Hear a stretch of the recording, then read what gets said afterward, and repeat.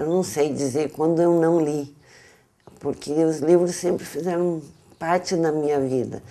Minha mãe gostava muito de escrever, ela escrevia em polonês, era filha de poloneses e ela tinha uma paixão pela escrita, pela leitura das coisas polonesas. Eu nunca aprendi a escrever em polonês e nem a falar, mas ela era uma pessoa que lidava com a coisa do escrever, né? E o meu pai era um homem muito ligado nas coisas do mundo. Então o jornal para ele era uma questão fundamental.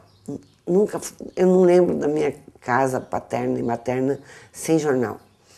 Então ler jornal com ele, ouvir ele discutindo com outras pessoas, né? Sempre foi uma coisa por demais interessante para mim, né? Fascinante. Meu pai não tinha primeiro grau completo, ele era imigrante polonês. Mas ele tinha no jornal um meio de se localizar e de ter uma visão crítica. Bom, isso fez com que eu muito cedo entrasse como sócia da biblioteca pública e frequentasse a biblioteca pública e lesse tudo que tinha lá. Gostava muito de literatura russa, dos clássicos russos, comecei por eles. E uma coisa puxa a outra. Começar a ler é que nem coçar, né? É só começar. Quando você pensa que olhar, assistir um filme é fácil, ouvir uma música é fácil, você está usando uma parte limitada do cérebro, que já recebe elaborado, né? O cenário, o som, o ritmo. O livro exige mais, mas te transporta para um mundo que é exclusivo, porque cada pessoa lê de um jeito, cada pessoa imagina de um jeito.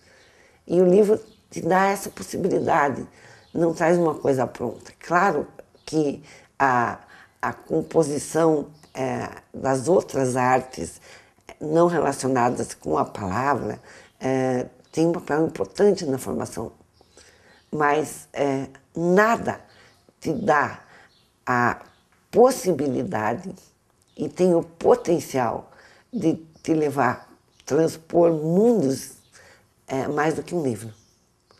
A palavra é mágica. Poxa, o que dizer para um jovem?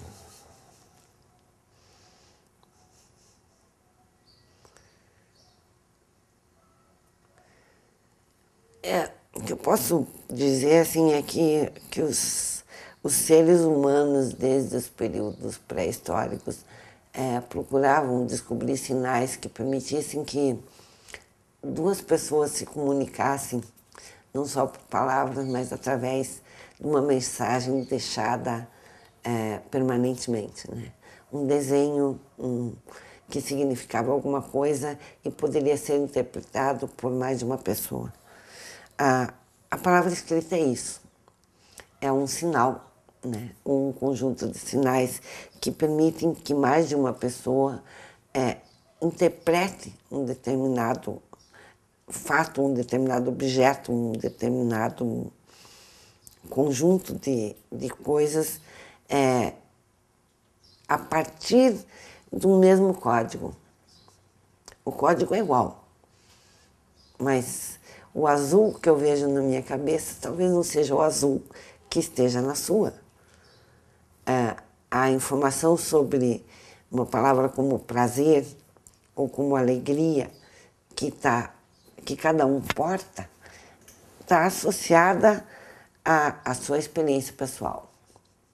E não existe nenhum outro meio de unir um pensamento que está disponível para todos, a experiência pessoal, de forma tão rica quanto a palavra escrita.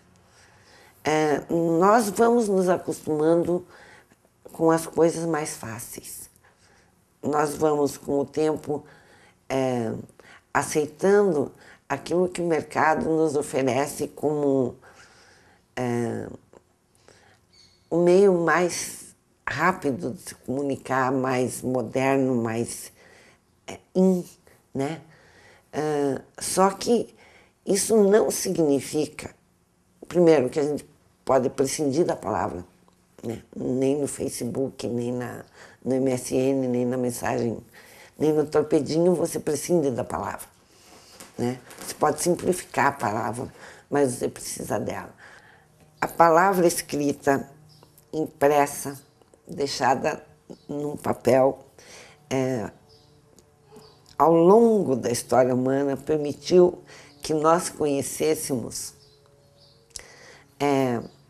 a forma como se desenvolveu o engenho humano. Não fosse ela, não fosse o livro, nós seríamos seres soltos no espaço. Com toda a tecnologia disponível hoje, nós não teríamos um link com o passado que a gente precisa ter para compreender. Nós não teríamos, como a gente saberia do que aconteceu lá atrás? Através só dos quadros? Através do engenho do Da Vinci? Não. A gente precisava de algo mais. E esse algo mais é a palavra escrita que nos dá. É ela que nos localiza no tempo e no espaço hoje. E é ela que pode nos levar, através daquela parte fantástica que existe no ser humano, que é a capacidade de ser generoso, a capacidade de ser solidário, a capacidade de encontrar soluções engenhosas para problemas que parecem insuperáveis. É isso que, através da palavra que une as pessoas, através do livro que conta as histórias, que vai nos levar para um mundo melhor. Eu acredito nisso. Então, eu escolhi duas histórias do livro Dos Abraços, de Eduardo Galeano. É um escritor que eu amo e respeito. E são historinhas curtas que eu costumo dizer que são histórias, pequenas, grandes histórias universais. Todas elas são maravilhosas. Vale a pena ler. Cabe em 1 minuto 2 histórias, então uma história em 30 segundos, ninguém pode reclamar que vai perder muito tempo. A primeira história chama O Mundo. Um homem da aldeia de Neguá, no litoral da Colômbia, conseguiu subir aos céus. Quando voltou, contou. Disse que tinha contemplado, lá do alto, a vida humana. E disse que somos um mar de fogueirinhas. O mundo é isso, revelou. Um montão de gente, um mar de fogueirinhas. Cada pessoa brilha com luz própria entre todas as outras. Não existe 2 fogueiras iguais. Existem fogueiras grandes e fogueiras pequenas e fogueiras de todas as cores. Existe gente de fogo sereno que nem percebe o vento. E gente de fogo louco que enche o ar de chispas. Alguns fogos bobos, não alumiam nem queimam, mas outros incendeiam a vida com tamanha vontade que é impossível olhar para eles sem pestanejar. E quem chegar perto, pega fogo. A outra historinha é a função da arte. A função da arte 1. Diego não conhecia o mar. O pai, Santiago Kodadroff, levou-o para que descobrisse o mar. Viajaram para o sul. Ele, o mar, estava do outro lado das dunas altas, esperando. Quando o menino e o pai, enfim, alcançaram aquela altura de areia, depois de muito caminhar, o mar estava na frente de seus olhos. E foi tanta a imensidão do mar e tanto o seu fulgor que o menino ficou mudo de beleza. E quando finalmente conseguiu falar, tremendo, gaguejando, pediu ao pai: me ajuda a olhar.